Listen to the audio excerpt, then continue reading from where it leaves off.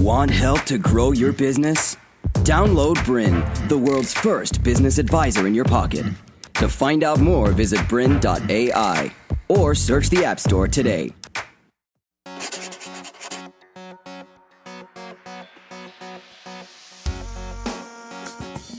Hello, my name's Toon. And I'm Forrest. And welcome to Write for Business.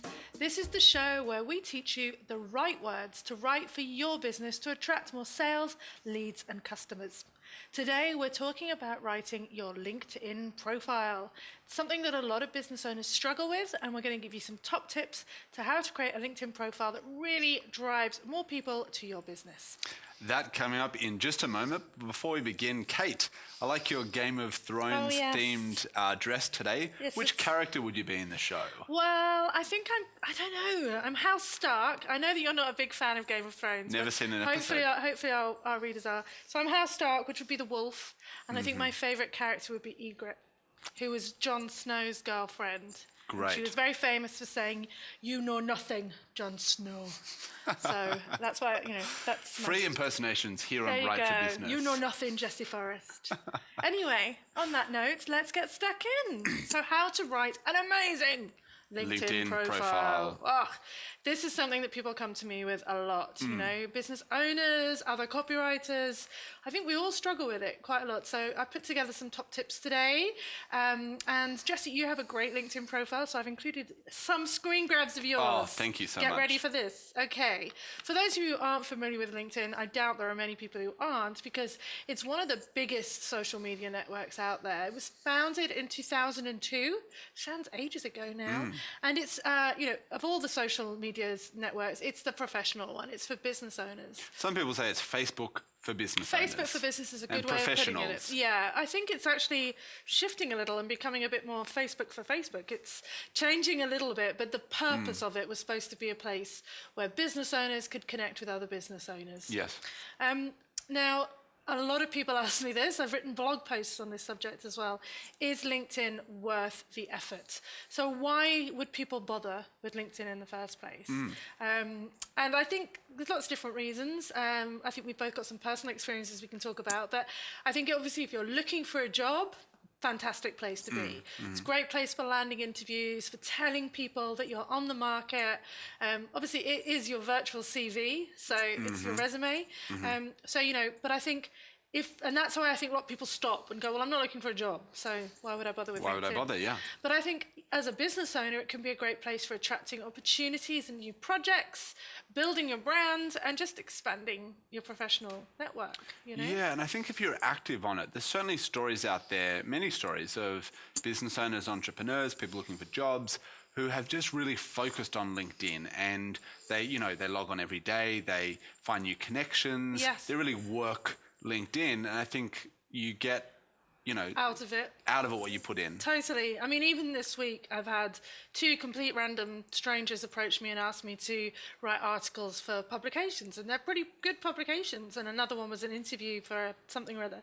And these are people I don't know. They've seen me on LinkedIn. Maybe they've Googled, or they've searched, not Googled, they've searched me within LinkedIn and found my profile. And, I wouldn't have had those opportunities but for LinkedIn. Likewise. So, yeah, similar things have happened for you, I know as well. And this is actually, for this presentation, I thought, where's a good place to ask about whether LinkedIn's worth the effort? So I asked a question on LinkedIn. Oh, and I had brilliant. heaps of responses. And this one is from Marco Vela, who's a recruitment kind of guy. And he said, think of LinkedIn, if your LinkedIn profile is your personal brand and your online CV. What I liked about this is it's more than just a CV, it's your personal brand, your brand for your business. Within, you have your business brand, but then who are you within that business? Because, you might not be in that business forever. So you have to kind of think about you as an entity as well. So Absolutely. I thought that was a good way of putting it. Now, LinkedIn is big. It's huge. It's the largest professional network. So From their own stats, they tell us they have 433 million members. Wowzers. Wow. And we can see that in Australia over here, we have 7 million. In the US, 128. And Europe is huge as well. So there's really not many countries that aren't on LinkedIn, and you're going to meet people from all over the world. So huge platform. It's in 200 different countries and territories. They say there are 2 sign-ups every second. So, wow. 2 people just signed up. And 94% of respondents to our survey that JobVite run named LinkedIn as their dominant recruiting network. So that's where people do go to, I think, find employees to put themselves on the market, but also I think recruiting can be more than that. It can be, recruiting opportunities for your business as well. So. Absolutely, and we'll talk about, I guess, the story we mentioned before this show about how I got a speaking gig through LinkedIn. But also, interestingly enough, I wanted someone to film that speaking gig I had, and that was in Singapore. I don't know anyone in Singapore, really. So I searched LinkedIn for a videographer, and I found a guy who was just fantastic. Yeah. He was such a great find, and that was through basically searching on LinkedIn for videographers in Singapore. Well, that's it. I mean, I think obviously you can reach out on platforms like Facebook and Twitter, and you can reach out in your own personal network to find business people. But, you're casting your net quite small. Is that the right phrase? I don't know. But on, I guess on LinkedIn, what you can do is you can connect with complete strangers, perfect strangers, and there is some kind of degree of, that they have the number of recommendations they have, the number of followers they have, the number of, it gives some gravitas. And what I do like about LinkedIn is the way that even if it is a perfect stranger, you can do that whole 6 degrees of Kevin Bacon, 6 degrees of separation. So you can see how many people, you might actually be connected to this person. So they're no Kate, so they're not such a bad person. They must be okay. Or you can ask that person who is your connection to introduce you. So lots of good reasons to use LinkedIn. Yes. But the thing that we all struggle with is writing our profile. How do we write our profile? How do we do it? Yes, so that's what we're going to cover off in this next section. So the first thing is your name. I know that sounds very simple. It's trouble. But if you spell it. I never know whether you're 2 R's or 1 R. I don't know. It's tricky. Or is Toon short for cartoon? I don't know. Oh gosh, have I heard that joke a million times. But it is interesting. I think, it's important to use the most commonly known version of your name. So, your full name is obviously Jessica Forrest. Payback. No, but if you have an abbreviation, my real name obviously is Catherine Toon, but I'm known as Kate Toon. Only my mum calls me Catherine What an when I'm in imposter. trouble. I know. Yes. So the best known version of your name, and also, if you've changed your name when you got married or for any other reason, are you better known by your pre-marriage name or your marriage name? Let's not get into the politics of that, changing your name, but hey. So the best known version of your name is what you want to use. And if you're using it on your website, as you are, and in different places, my name is actually longer than what I use in this show, but the best known version of my name is Jessie Forrest, and that's the one I use. Okay, moving right along. What do you mean? What's your real name? I'm so confused. You'll have to find out. We'll have to look into that later, people. But I also think it's not about being cute with your name, with your straightforward name. Like, don't put Dr. Jessie Forrest when you're not a doctor, which of course, obviously you are.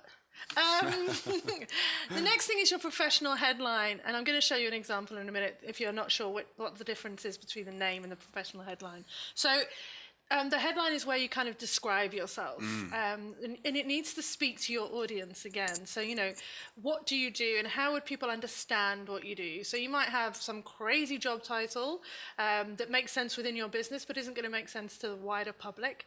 It's a good idea to use keywords if you can, because this is a concept that's so important for people to grasp, especially when it comes to search engines. People think Google is the only search engine, but LinkedIn is its own search engine. And look, LinkedIn has a often search function. Yeah, it often shows up on Google as well. It does. If you Google your own name, which I've never done, often LinkedIn is one of the results that comes up. Yeah, social media profiles will always rank, so it's a good idea to include keywords in those. Obviously, you'll rank for your own name. But what I mean is more within LinkedIn, if you use the search function, type in videographer, Singapore, it's looking for those words in people's profiles. So it sounds obvious, but if you literally are a videographer in Singapore, make sure that that's in your profile Absolutely, somewhere. or a copywriter in Sydney. Exactly. It's good to avoid jargon and slang and cheesy words. We see a lot of, copywriting ninja. The king of copy. SEO guru, and it can be cute, but it's I think these days a little bit cliched. Try to keep your professional headline under around 10 words, because otherwise it kind of gets truncated in the results. You get the little ... So I just want to show you what I mean in literal. This is mine.